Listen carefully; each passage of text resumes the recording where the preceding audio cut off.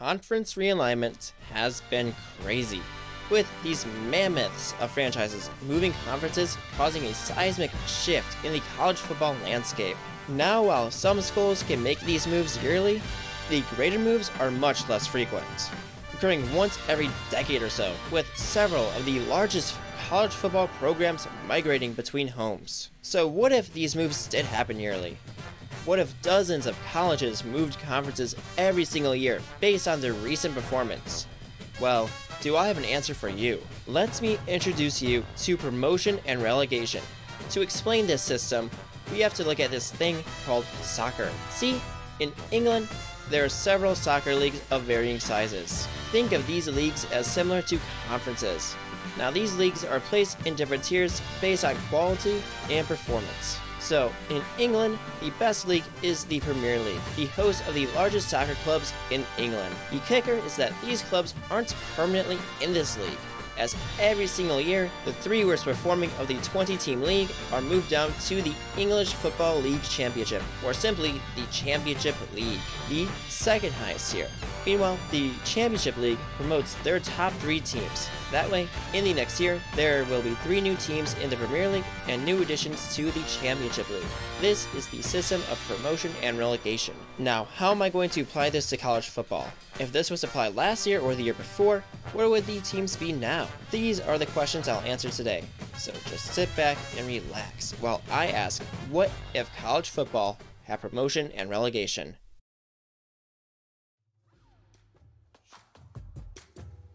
Before anything else, one disclaimer. I'm only promoting and relegating teams based on football performance. I'm looking at nothing else. I'm not trying to be too realistic with this, as something like this would probably never happen. Now, I have to explain how all of this works, so this process becomes much less confusing. If you don't care about the process of how this would work, and just want to see who gets promoted and who gets relegated, then go to the timestamp below. But if you do want to know the process, congratulations, you're among my favorite viewers. So first, we have to decide what we're promoting or demoting all of these teams from. So in this system, I've separated Division I college football into 5 tiers while keeping every single conference the way it is. In each tier, the tier will be split geographically to determine conferences. For example, in Tier 1, the northern half of teams will be in the Big Ten and the southern half of teams will be in the SEC. Which brings us to Tier 1, the highest tier in college football, consisting of the Big Ten, the SEC, and Notre Dame. This would be the premier stage in college football, with the best school likely being the college football national champion. Next is Tier 2, consisting of the Big 12, the ACC, and the Pac-12. Note that I'm basing these tiers on the results from the 2022 and 2023 seasons. That's why the Pac-12 still exists. Meanwhile, the American Conference, the Mountain West Conference, and all independent schools except for Notre Dame will comprise Tier 3. The best teams here will be deemed as power schools for the subsequent season. The 4th tier will comprise 3 conferences, the Sun Belt, Conference USA, and the MAC, the smaller group of 5 conferences. The worst football teams in this tier will be demoted to the FCS level of college football. Finally, the 5th tier will be FCS football, the smaller half of the Division I conferences. I'm just going to leave FCS football as it is, only that the top teams in the FCS coaches poll at the very end of every single season will be promoted to the FBS, the top half of Division I. We're going to want to promote and relegate at least 5 teams from each tier. But when we look at the number of teams in each tier, we have a problem. If you look at how the teams were set up in 2023, Tier 1 would have 29 teams, Tier 2 would have 40 teams, Tier 3 would have 29 teams, and Tier 4 would have 33 teams. Close, but unequal. So to fix this problem, we will have to promote and relegate a few extra teams in some of the tiers, at least just for the first year. Then from year 2 onwards, we would stick to promoting and relegating 5 teams every single year. So now that I've explained everything, let's see how this works.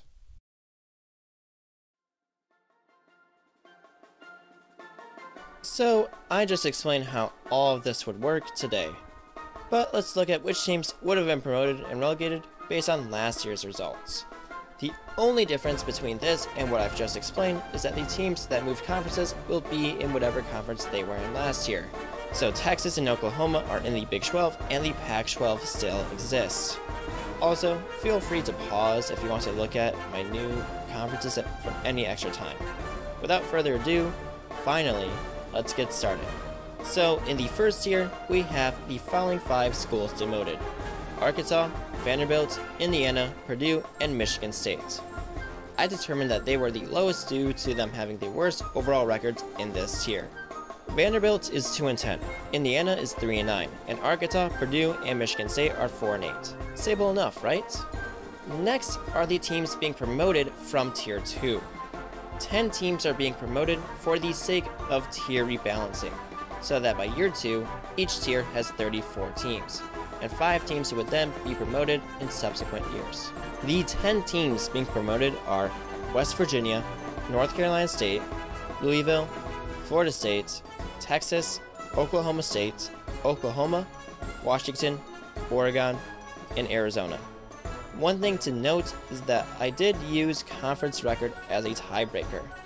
And for future reference, the next tiebreaker is head-on-head record, with the next tiebreaker being an overall ranking, similar to the NET ranking in basketball, used to determine who goes into March Madness. Of course, I couldn't find any official source to determine this, so I found the following website to help me. You'll find this in the description below. Moving on to Tier 2, we have Baylor, Cincinnati, Pittsburgh, Virginia, Arizona State, and Stanford being demoted outside of the Power 5. Air Force, SMU, Tulane, UTSA, and Memphis will be promoted to the Power 5. In Tier 3, Charlotte, Temple, East Carolina, Nevada, and UMass will be demoted to Tier 4. Then the following schools are promoted to Tier 3. Liberty, New Mexico State, Jacksonville State, Miami, Ohio, Toledo, James Madison, Troy, and Appalachian State. In Tier 4, these schools being demoted to FCS football are Akron, Kent State, Louisiana Monroe, Sam Houston State, and Louisiana Tech. Finally, the following FCS schools are promoted into the FBS: South Dakota State, Montana, North Dakota State, Idaho, South Dakota, Furman, University of Albany, and Montana State. This will create 4 tiers of 34 teams representing the FBS. One last thing you might have noticed is that I did move a couple of schools to other conferences in their tier as it made more geographical sense.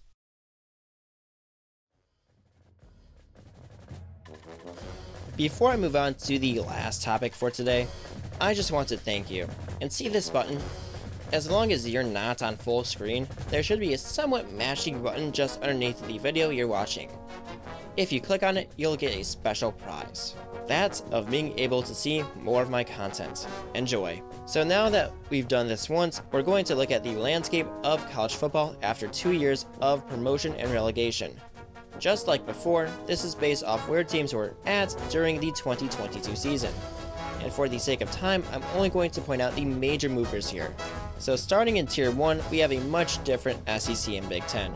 You'll see that a lot of the giants of the ACC, such as Clemson and Florida State, the giants of the Pac-12, such as Texas and Oklahoma, and the giants of the Pac-12, such as Oregon and USC, are in this tier.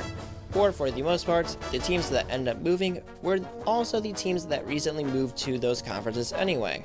In Tier 2, there's a lot of interesting developments. You can see all of the smaller SEC and Big Ten programs such as Arkansas, Indiana, Mississippi State, Michigan State, and Illinois.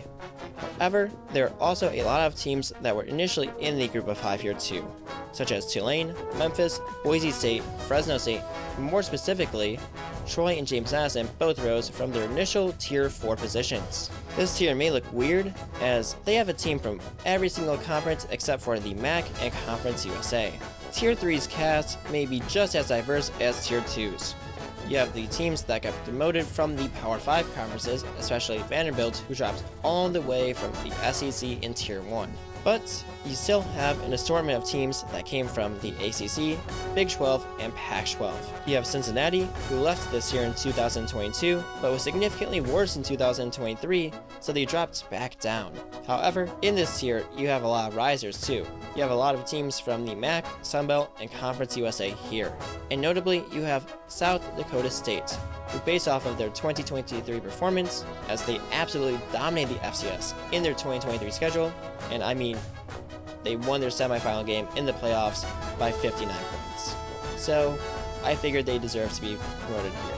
In all, this tier had a team from every FBS conference except for the Big Ten and one FCS school. Finally, we have Tier 4, which had no power schools drop that far.